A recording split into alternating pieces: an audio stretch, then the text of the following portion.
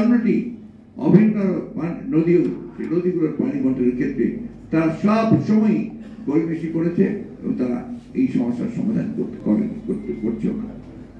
তিস্তা নদীর পানি আপনারা সবাই জানেন যে দীর্ঘকাল ধরে তিস্তা নদীর পানি বন্টন নিয়ে এই চুক্তি করছি, এই হয়ে যাবে, এখন ভালো অবস্থা আছে, এই করে করে কিন্তু এই সরকার চালিয়েছে।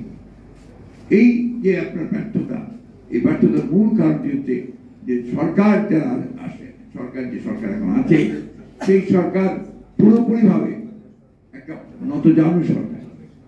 তারা কখনোই বাংলাদেশের জনগণের স্বার্থে সেই প্রকৃত স্ট্যান্ড নেওয়া, সেই স্ট্যান্ডটা তারা নিতে ব্যর্থ হচ্ছে কারণ তারা তাদের কাছে অত্যন্ত দুর্বল। আপনারা এই বিষয়টা আলোচনা করেছেন, আমি সে আলোচনা যেতে চাই না। আমি যে কথাটা বলতে চাই সেটা মূল কথা হচ্ছে যে বাংলাদেশের মানুষকে তার অধিকার আদায়ের জন্য তার নিজেকে নিজের পায়ে দাঁড়াতে হবে। আমরা আমাদের গণতান্ত্রিক অধিকারকে হারিয়ে ফেলেছি। সেই গণতান্ত্রিক অধিকারকে ফিরে পাওয়ার জন্য আমরা সংগ্রাম করছি, লড়াই করছি। দৃষ্টিকে আকর্ষণ করা যাবে এবং সেই দৃষ্টিকে আকর্ষণ করে তখন এটা সত্যিকার অর্থেই আন্তর্জাতিক একটা ইস্যুতে পরিণত হয়েছিল।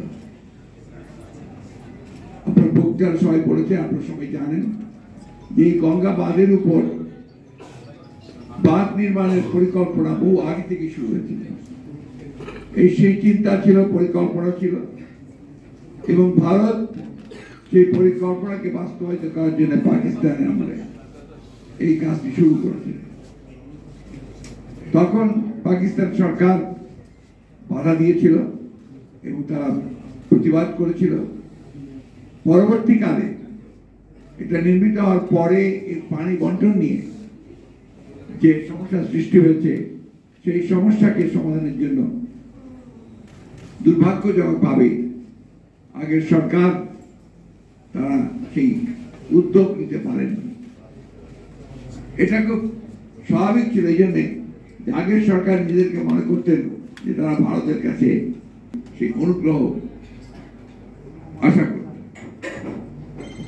পরিবর্তন হওয়ার পরে মৌলানা আব্দুল হামিদ খান সাবহানী যখন এই বিষয় নিয়ে তিনি আন্দোলন শুরু করলেন, মার্চ করলেন, তখন তৎকালীন সরকার, জনগণের সরকার, তার যে জনগণের প্রতি ভালোবাসা, যে ভালোবাসার কারণে তিনি তার যে নিজস্ব যে দায়বদ্ধতা, যেখান থেকে তিনি 1971 সালেও স্বাধীনতা যুদ্ধ ঘোষণা করেছিলেন, সেই কারণেই তিনি আবার এই গঙ্গার পানি বন্টনের ব্যাপারে তিনি উদ্যোগ গ্রহণ করেছিল তার সরকার। এবং সেই সরকার উদ্যোগ গ্রহণ করার পরেই তখন সেটা আপনি জানেন একদিকে মনাবাসনী এই ফারাক্কা মার্চ তাকে সাহায্য করেছিল এটাকে আন্তর্জাতিক পর্যায়ে উপনীত করার জন্য, এবং সেটা তৎকালীন যে ইসলামিক পররাষ্ট্রমন্ত্রী সম্মেলন হয়েছিল ইসলামিক রাষ্ট্রগুলোর, সেখানেও এটা উত্থাপিত হয়েছিল এবং সেখানে ভারতকে বলা হয়েছিল ওই পানির ন্যায্য হিস্সা বাংলাদেশকে দেওয়ার জন্য।